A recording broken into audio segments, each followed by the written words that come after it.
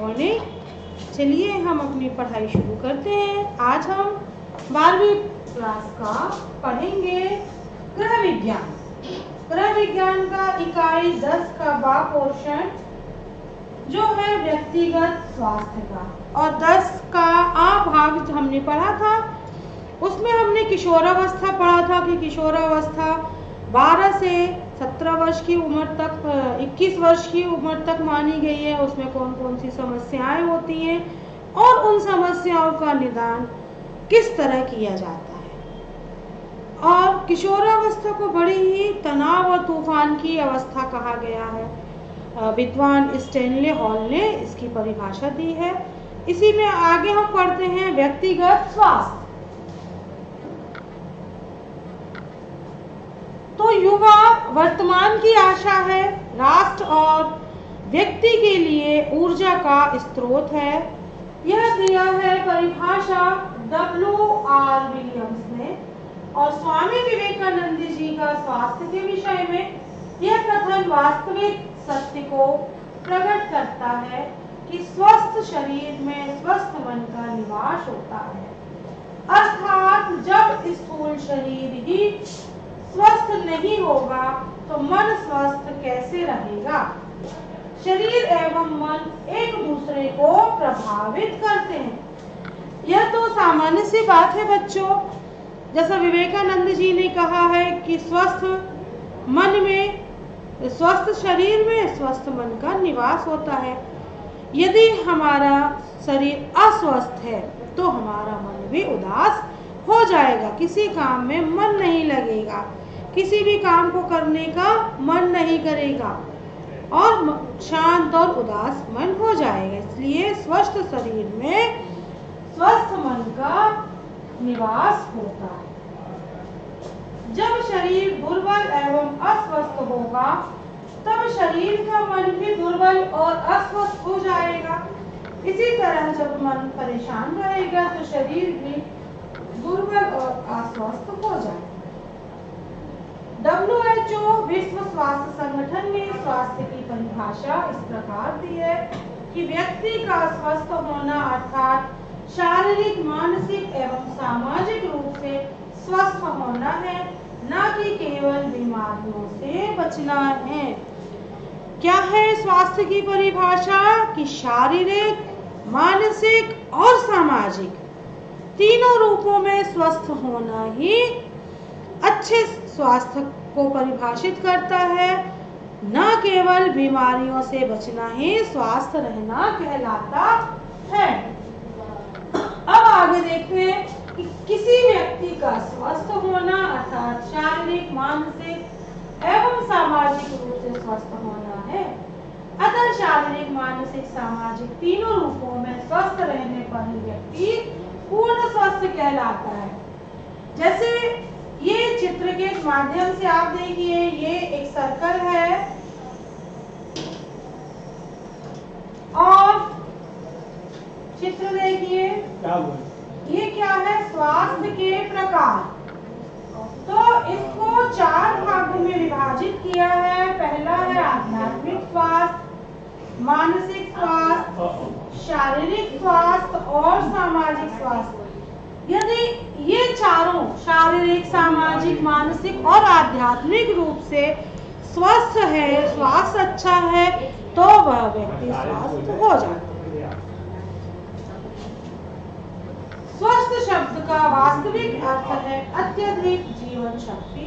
जिस व्यक्ति में यह शक्ति जितनी अधिक होगी उसका मस्तिष्क उतना ही पुष्ट होगा, विचारों की दृढ़ता होगी, आकर्षक व्यक्तित्व होगा, वह नए कार्यों को उत्साहित रहते हुए करेगा, वह पूरी सफलता प्राप्त करेगा और कभी निराश नहीं होगा। अभी हमने स्वास्थ्य के प्रकार पढ़े हैं। पहला देखा था शारीरिक स्वास्थ्य। तो शरीर के समस्त अंग असंख्य कोशिकाओं से मिलकर बने होते हैं, और यदि समस्त कोशिकाएं स्वस्थ होंगी तो शरीर के सभी अंग स्वस्थ और सशक्त बने रहकर अपना अपना कार्य सुचारू रूप से करते हैं। शरीर विज्ञान के अनुसार शरीर की कोशिकाओं में स्वास्थ्य को निम्नलिखित बातें प्रभावित करती हैं। सबसे पहला है संतुलित भोजन। मात्रा में किया गया भोजन संतुलित भोजन। दूसरा, भोजन का पूर्ण रूप से पाचन और अभिशोषण होना। फिर है नाड़ी संस्थान का उचित रूप से सक्रिय होना। फिर अंतःस्रावी ग्रंथियों का स्वस्थ होना, अवशिष्ट पदार्थों का समुचित विसर्जन, व्यायाम से के विषय में कहा गया यदि मनुष्य नियमित व्यायाम करता है तो वह अपनी उम्र को से सोचो 10 साल पीछे चल रहा, वो इतना स्वस्थ हो जाता है, भले उसकी 50 साल उम्र है लेकिन वह कैसा दिखेगा, प्रतीत होगा जैसे अपनी उम्र से वो 10 साल पीछे चल रहा। उचित समय पर उचित मात्रा में विज्ञान व निद्रा सामाजिक रूप से स्वस्थ व्यक्ति को निम्नलिखित मुख्य लक्षण है। चमकीले बालों, नेत्र, आभा युक्त त्वचा, नमी युक्त ओंठ, गुलाबी जीभ, नरम पेट, मस्तिष्क की एकाग्रता, शरीर का सही सुडौल मांसपेशियां और गहरी नींद, ये सब व्यक्ति के स्वास्थ्य को, शारीरिक स्वास्थ्य को प्रभावित करती है। अब है मानसिक स्वास्थ्य। यदि यह कहा जाए कि मानसिक स्वास्थ्य व्यक्ति के संपूर्ण स्वास्थ्य की धूली है तो अतिशयोक्ति नहीं होगी, क्योंकि मानसिक स्वास्थ्य का शारीरिक स्वास्थ्य से घनिष्ठ संबंध है और यह तनाव की स्थिति में जीने वाले व्यक्ति को भूख नहीं लगती, नींद नहीं आती एवं वह शारीरिक रूप से भी अस्वस्थ रहने लगता है। क्यों? क्योंकि यदि मन खराब है, मन अप्रसन्न है, खुश नहीं है, तो क्या होता है? सबसे पहले तो व्यक्ति को नींद नहीं आती, टेंशन, नाम सुना ना, उसे टेंशन होने लगता, तनाव होने लगता है, और नींद नहीं आएगी तो भूख भी नहीं लगती। ये सब चीजें शरीर पर अपना विपरीत प्रभाव डालती हैं। फिर सामाजिक स्वास्थ्य। यदि व्यक्ति का शरीर एवं मन दोनों रूप से पूर्ण स्वस्थ होगा तो वह समाज के परिवेश में घुल मिलकर रहेगा। इसके विपरीत शारीरिक रूप से कमजोर व्यक्ति चिड़चिड़े होंगे और समाज में हीन भावना से ग्रस्त, एकांगी रहना पसंद करेंगे एवं अपराधी भी बन सकते हैं। फिर आध्यात्मिक स्वास्थ्य। यहाँ आध्यात्मिकता से तात्पर्य पूजा पाठ, धर्म, रीति रिवाज से नहीं वरन दया, प्रेम, सेवा, त्याग, सत्य और न्याय प्रियता से है। आधुनिक भौतिकता के युग में मनुष्य में उच्च आध्यात्मिक गुण होना आवश्यक है, तभी वह श्रेष्ठ जीवन जी सकता है। अब है स्वास्थ्य को प्रभावित करने वाले तत्व। अभी देखा था स्वास्थ्य को प्रभावित करने वाले तत्व है संतुलित भोजन। हम देखते हैं सबसे पहले संतुलित भोजन। संपूर्ण स्वास्थ्य प्राप्त करने के लिए मनुष्य के आहार में भोजन के निम्नलिखित तत्वों का समावेश होना आवश्यक है। कौन कौन से? प्रोटीन, कार्बोज, वसा, खनिज लवण, विटामिन, पानी और रेशेदार पदार्थ। आयु, लिंग और व्यवसाय, जलवायु के अनुसार संतुलित भोजन ग्रहण करना चाहिए और भोजन से संबंधित निम्नलिखित बातों का ध्यान रखना चाहिए। हाथ पैर धोकर स्वच्छ स्थान पर भोजन करना चाहिए। ईश्वर को नमन करते हुए भोजन ग्रहण करना चाहिए। भोजन के प्रारंभ व एकदम बाद में पानी नहीं पीना चाहिए। भोजन करने के 1 घंटे बाद पानी ग्रहण करना चाहिए ताकि पाचक रस, एंजाइम्स अपनी क्रियाएं पूर्ण रूप से कर पाए। तनाव रहित रहते हुए शांत चित्त से भोजन ग्रहण करना चाहिए।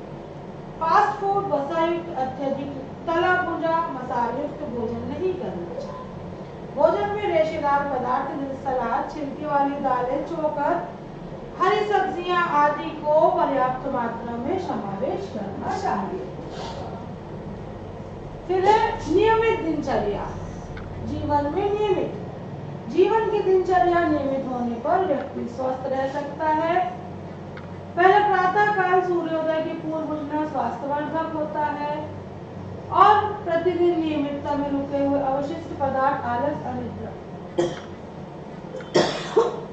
अपच का कारण बनता है। ईश्वरी स्तुति करना, बाल्य ईश्वरीय उपासना की नियमित आदत डालना चाहिए। मात्र इसी आदत से ही बालक में सत्यवादिता, सच्चरित्र, त्याग, मृदुभाषी, सेवा, सहयोग, आत्मविश्वास के गुण विकसित किए जा सकते हैं।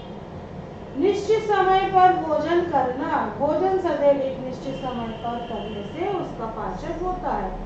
शयन की नियमितता। निश्चित समय पर ही सोना चाहिए, अन्यथा अपूर्ण निद्रा भी अस्वस्थ कारण बनती है। अतः स्पष्ट है कि बाल्यावस्था से ही बालक में नियमित दिनचर्या की आदत डालना माँ का प्रथम कर्तव्य है। स्वास्थ्यवर्धक वातावरण। स्वास्थ्यवर्धक वातावरण के दो प्रकार हैं। पहला है भौतिक वातावरण से तात्पर्य रहने का स्थान हवा, धूप, प्रकाश युक्त हो ताकि रोग में कीटाणु न रहें। शुद्ध हवा में O2 ऑक्सीजन, धूप से विटामिन डी प्राप्त होने से बालक पूर्ण स्वस्थ रह सकता है। फिर सामाजिक वातावरण।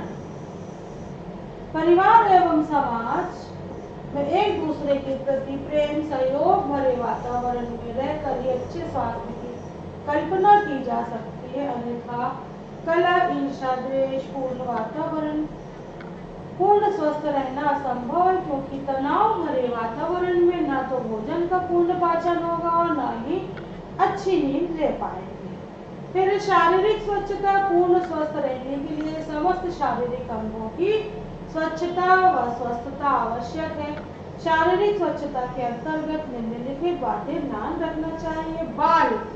बालों को सप्ताह में 2-3 बार धोना चाहिए एवं तेल लगाना चाहिए। इससे बालों में रूसी बाजुए नहीं होते। फिर नेत्र स्वास्थ्य के लिए निम्नलिखित बातों का ध्यान रखना चाहिए। विटामिन ए युक्त आहार, गाजर, टमाटर, हरी पत्तेदार सब्जियों का सेवन करना चाहिए। दिन में 3-4 बार ठंडे पानी से नेत्र धोना चाहिए। धूप में सदैव रंगीन चश्मों का प्रयोग करने से मोतियाबिंद रोग से बचा जा सकता है। 25 सेंटीमीटर की दूरी पर किताब रखकर पढ़ना चाहिए। बच्चों ध्यान से सुनिए, पढ़ते समय 25 सेंटीमीटर की दूरी पर किताब रखकर पढ़ना चाहिए, जिससे आंखें स्वस्थ रहती हैं। कंप्यूटर, टेलीविजन देखते समय बीच-बीच में दृष्टि को स्क्रीन पर से हटाकर नेत्र गोलक दाएं बाएं घुमाना चाहिए और टेलीविजन से पर्याप्त 5 से 10 फीट की दूरी पर होना चाहिए। आंतों की स्वच्छता। आंतों की स्वच्छता अर्थात पेट के समस्त अवयवों का स्वस्थ एवं पेट के समस्त अवयव स्वस्थ एवं क्रियाशील है तो व्यक्ति पूर्ण स्वस्थ रहेगा। आंतों की स्वच्छता का भोजन संबंधी आदतों से सीधा संबंध है। उचित निद्रा एवं विश्राम। उत्तम स्वास्थ्य का नींद व विश्राम से गहरा संबंध है।